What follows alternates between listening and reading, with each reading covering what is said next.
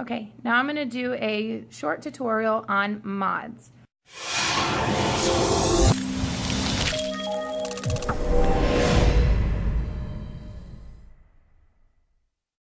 One thing you want to keep in mind that with a mod, it is not a complete kit. So you will have additional costs for the battery as well as the tank. One of the great things about the mods is that you have multiple options for your tanks, such as the sub-ohm tank, like my Cleito here, which I love and adore. These you can fire below a 1.0 ohm, and the only thing that you have to replace is, let me get some extras, the coil. This isn't for the Cleito, but that's an example of a coil. Another example of a tank would be the RTA. So with the RTA, you have, yeah, right here, the Griffin.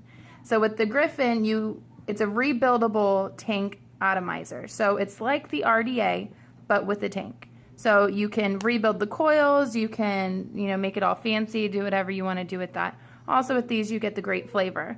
The other option is the RDA, which I have here, the Troll, also one of my favorites.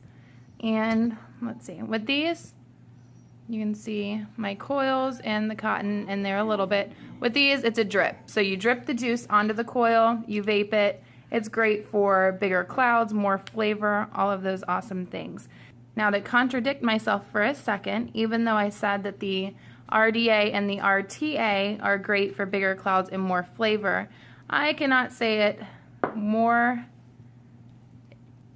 passionately that the Aspire Cleito is by far the best tank I have ever tried. The flavor, clouds, everything on this, it's just everyone that tries it says it's dead on. They envy it.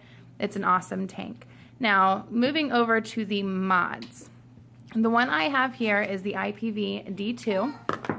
Comes in a nifty little box like this, and it only comes with the mod and the charger. So with this one, you have to purchase, if I can get it off, there, oh, Jesus. All right, you have to purchase the battery as well as the tank. So the only thing that you will get is this nifty thing here with the charger. That's it. So again, additional cost.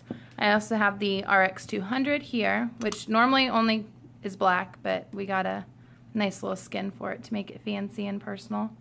But okay, now again, I absolutely adore my mod. I am very, very happy that I moved up to it from my Nano, but it's not something you have to do. And honestly, I do not suggest making this your first vaping experience because it is a lot to understand. You have to understand the wattage, you have to understand the ohms.